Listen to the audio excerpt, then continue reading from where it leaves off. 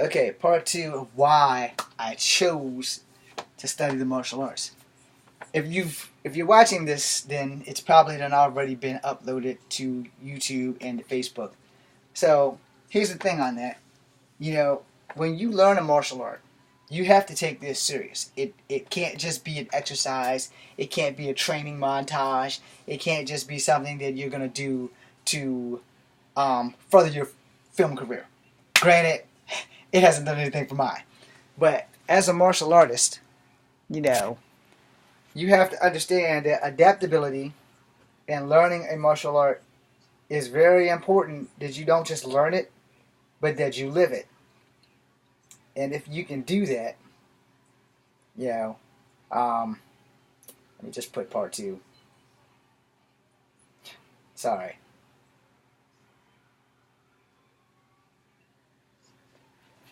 Okay, Facebookers. I just decided to just keep going. I'm on part two for my YouTube channel, Comfy Havoc 2, so you're coming in like maybe 4 or 5 seconds late if you're there. If you're going to learn a martial art, you have to understand one thing above all else, which is that adaptability concept. But the other things that you have to learn, they come with the territory. You know, you have to learn how much you can take, how much of a beating you can take, how much it takes for you to get back up, how many times will you get back up. Are you going to be good with weapons? Are you going to be an ace? Is the weapons going to define you, or is the martial arts style itself going to define you? And I tell people all the time, the only true weapon that you have is this thing up here, because the mind controls the body. If you get too enamored with weapons and stuff, you lose out a lot on your physical ability. But if you are a weak martial artist, but you are good with that bow staff or that monkey stick, your adaptability is your weapon. You know, and if you're really good with your weapon, you're not going to have too much to worry about as long as you're good with that weapon. The problem with that is, I have a saying, you're not going to like it, but I'm going to say it anyway because this is my channel and this is my Facebook Live. A weapon is an advantage that can be taken from you at any time. If you are fighting someone who is more adept to fighting without a weapon, and you have a weapon and they want to take that weapon from you, and they are better fighters than you, 9 times out of 10, they're probably going to get that weapon. And that's not a situation that you or anybody on earth really wants to be in. Because the thing is, as a martial artist, before you ever are taught weapon work, you should be taught what your body is capable of doing. I tell this to everybody. Welcome back. I just kept going. So, hello, Courtney. How's it going, brother? If you go check out my channel, some of our stuff is up. I've put our bloopers up from Guardians of the Earth. It's kind of really small, though, so hopefully it'll show up or whatever.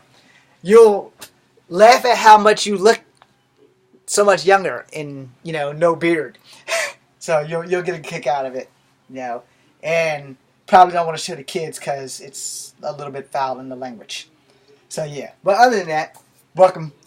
So, as I was saying, you know, adaptability, responsibility, and how much you can take. When it comes to having a weapon, weapons are always extensions of yourself. And the thing about a weapon is great unless you're fighting someone who's better with that weapon than you are and who can take it from you. Most senseis start you with the bow staff because the bow staff is simple. And if you watched my video earlier from today, you'll understand why I'm a bow staff guy and I like nunchucks. And you'll see me screw up with the 3-section staff. If you're on YouTube, then you've already seen it. If you're on Facebook, you can go check them out now. They're probably running around somewhere. But, you know, the thing with adaptability in weapons is that you can be great with a weapon and suck as a fighter. But as long as you have that weapon in your hand, you're untouchable. However, the laws of physics don't always work like that. You can be great with that weapon and still slip. And once you slip, someone gets that weapon from you, they're going to go to town on you. I'm trying to keep this as polite as possible. Because, you know, I don't want to just randomly start swearing and things, which I normally do, so I apologize. But if you have a sword and you're striking, let's use this. So you have a sword and you're striking. and it swings by because the guy leans back, or it goes, and he's like this. When you go past, he's grabbing all of this and all of this, and he's got you. He's coming up the middle, with the chin. Now, if you are a horrible fighter, but you're good with this, boom, boom, boom, you're not going to do any of that. As you can see, that's what happens. So these things need to be your P's and Q's.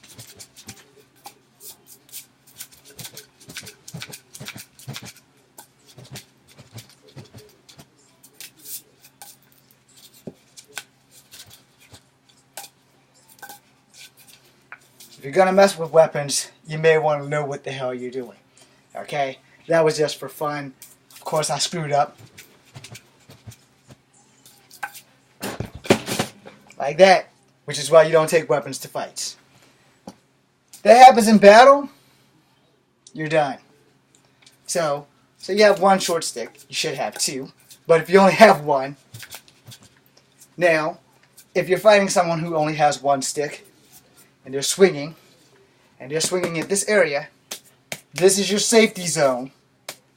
Lock and take. Now, if it's a bow staff, you got a better chance, but you also have a good chance of getting some shit right here broken.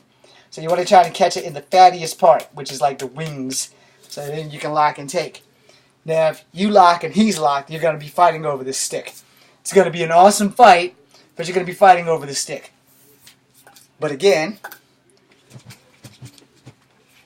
whatever you take to battle, you want to bring home from battle. You don't want to take something to battle that someone's going to take from you and then beat you with it. So when you go into battle, you go just like this. Because if you go in with this and you don't know what you're doing, and some ace comes along and they take the damn thing from you, now they've got your weapon. What does that mean for you? Very bad intentions. Okay? A weapon is great. I don't suggest them. I suggest if you're going to fight, you're going to knock it off like this. In the events that you need this damn thing, you better make sure that you're not going against an ace. If you're going against an ace, a guy that's good with everything, that's why I call him an ace, because I'm not an ace. I'm good with a few choice weapons. I'm not good with every weapon. If you've seen some of my weapon things, you'll see me drop sticks and chucks and everything, and you see me mess up the 3-section staff earlier today. Trust me, it's better to be the weapon than to carry the weapon. Weapons are extensions of yourself, but what you bring can be taken. Never forget that. No matter what it is, and if it's in a movie, okay, yeah, it's a movie. Let's not play too deep into that, because it's a movie. And 9 times out of 10, if you watch a lot of movies, I'll be the first to tell you, as an independent filmmaker, as an actor, generally the star wins. If he doesn't win the first battle, you can bet your sweet ass that he's going to do a training montage, and by the second encounter, or the third act, he might, like, on the way to the third act, he might find 6 guys who are equally skilled, but not as skilled as you, and, beat them up. And then he's like, that's like his training right there. He's got his extra training. He beat up some bandits. And then he finally gets to you, and now he's ready. It's been a couple of weeks since y'all had that fight. He's healed up. You're all, I beat him before. I can beat him again. And next thing you know, he's no longer the punk that you beat before. Now he's the top dog. And he knows it. You don't know it because you've underestimated your opponent. Which goes back to, anything you take into a fight is something you want to come home with.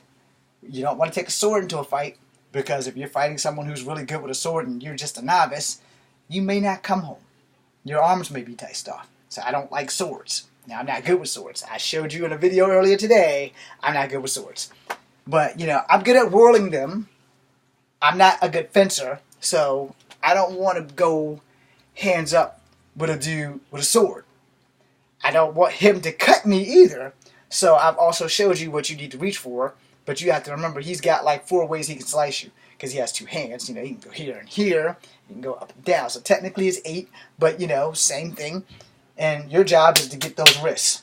If he comes down like this, your job is to get those wrists. In the video earlier, I said do not try to catch the blade like you see in the damn samurai movies because they'll call you nubs.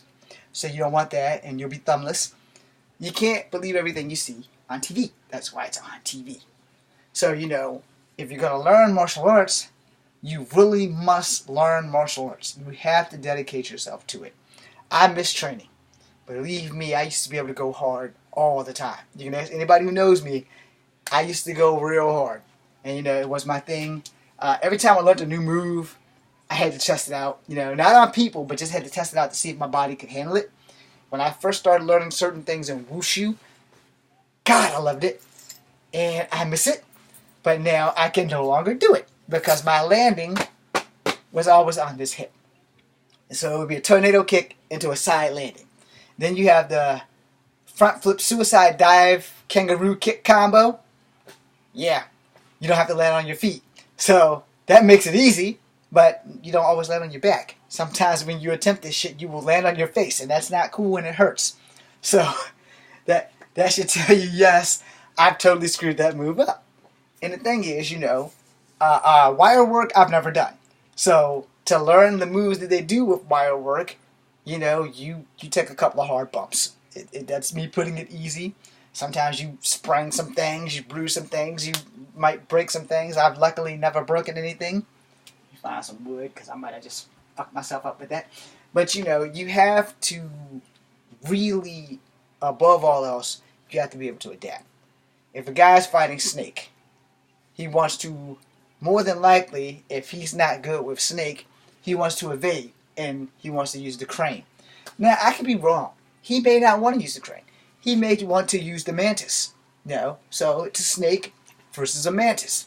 Now, the mantis has a lot of leaps. The snake he pretty much stays grounded to his feet because a snake cannot fly.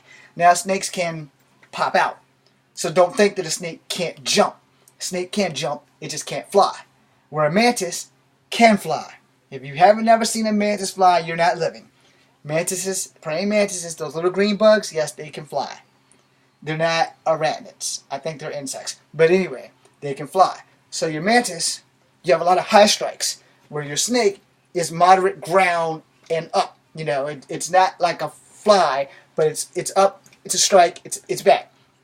And your mantis, a lot of leap strikes, a lot of fast strikes, and some low strikes. Because a mantis, like a snake, they're both low to the ground. Where the crane is a bird. It can fly away, or it can defend. Now, say you want to try iron butterfly, do not ask me, it is a technique. So, it does a lot of push hands from Tai Chi. And then, boom, in the shape of a butterfly. Do not ask me. I don't know who made it. I don't know if it's real. I did see it in a movie, and I've never attempted to use it. I just know it's called iron butterfly. I didn't make the shit up. So, I don't know why they came up with the iron butterfly, but it does exist. So you want to use horse fists, and you want to use these blocks for horse fists, because horse fist is really hard. Your super radio nerves, though, will be in bad shape when they come down with that horse fist, because it's generally right here. In a horse fist, it hammers. Now you have certain knuckles and certain parts of your hand that has super radio nerves in them. So if someone's throwing a punch, and you knuckle strike that thing, you want to come right in there somewhere. And, if you haven't had that done to you, you've been blessed. I have had that done to me, so I know exactly how much it hurts. They coming in, they're doing a jab, and you pop that damn knuckle, and you hit one of these little spots right there, they're going to know that they've been hit. Alright? Which generally is how fights start. You're pecking your opponent to see where you can find a weak spot. So in Kempo, as they teach you, I will give you this. Everywhere there's a joint, there's a pressure point. You have 365 of them within the human body. That being said, it would pay to know where they are on you so that no one's mantis jabbing you in spots like this, where your indentions are, in your sternum, in your throat, in these little dips inside your body. There are pressure points. And if someone's doing mantis and they right in the throat, you're going to know it. And you're probably going to go to sleep. Hit you in the sternum. They might palm you in the sternum. Or they might hit you in the throat and then palm you. Boom, boom. Just depends on who's teaching this person what. And the thing about styles, if you can recognize the style, you can more than likely stop it. So they're doing a mantis strike at your throat. Block and strike for Kung Fu. Block and counter for Karate. Block and break for Taekwondo or Thai fighting, because you're going to pull and their arm's going to keep going and you're going to lay your head back and you're going to grab their wrist and you're going to put this knee through their elbow. Okay? Is that brutally wrong? Yes, it is. But when you weigh the pros and cons of getting the shit poked out of your throat versus breaking your opponent's elbow, you're going to agree with me and you're going to break the damn elbow. Because it's better safe than beat down. Okay? And if you're not fast enough, you're done. And if you are fast enough, you're not. A lot of things that I say are quite brutal. Alright? But that's the reality. Martial arts has a light and dark side. I don't want to pitch it like I'm more favoring the dark side. But sometimes you have to fight a little bit more on the dark side just to survive a fight. And people will be like, "Oh, James, that was kind of wrong of you. You shouldn't be teaching people this stuff." I say, hey, well, if you're going to pay me to teach you, I'm going to teach you what you need to survive. Where you go from there is up to you. Adaptability. Knowing the human body. I have some nephews who like to pop off. They like to test things. I'm one of those people. I'm an old dog. You know, fighting, I ain't got a problem with it. But I'm not fighting to win. I'm fighting to survive. So if you're going to learn how to fight, you want to learn how to survive. And the thing is, human bodies are all basically designed the same. But we're all different on the inside and outside, because where you may find it on me, you won't find it on you.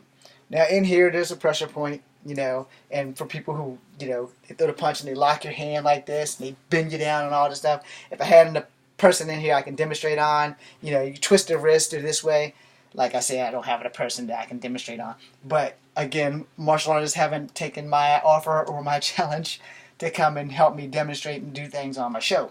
So, you know, when that actually happens, I'll be sure to go live. But the thing is the trick at any fight is contact. First contact is probably the best contact. So they're throwing a punch and they're throwing with everything they have, which I specifically do not believe that you should ever do. If someone's trying to hit you with everything they got, they're going to most likely do more damage to themselves if they're going against a person who's a professional. If you're throwing a right swinging haymaker at me and I see it and I tip my head to that thing and my forehead breaks your knuckles, you know, because in boxing they teach you your forehead is a good way to block. Boom! You know, but they're also padded in gloves, so you're going to be a little stunned, but you won't be like dazed out unless you're just like really soft up here. Now, if you're getting hit where there's solid muscle, you got a better chance of not going down, whereas if you get hit in the gut or something that's really controlling your wind, you're probably going to go to sleep. You know, if you get hit in the throat, yeah, you're going to sleep or you're going to the morgue. It just depends on the situation. But, you know, when they're throwing jabs, you know, for karate, it's always block and counter. For kung fu, it's like block and striking at the same time. Same thing with kempo, because it's kempo, they'll tell you, every strike is a block and every block is a strike. If that doesn't make sense, go to a kempo teacher. Let them teach you.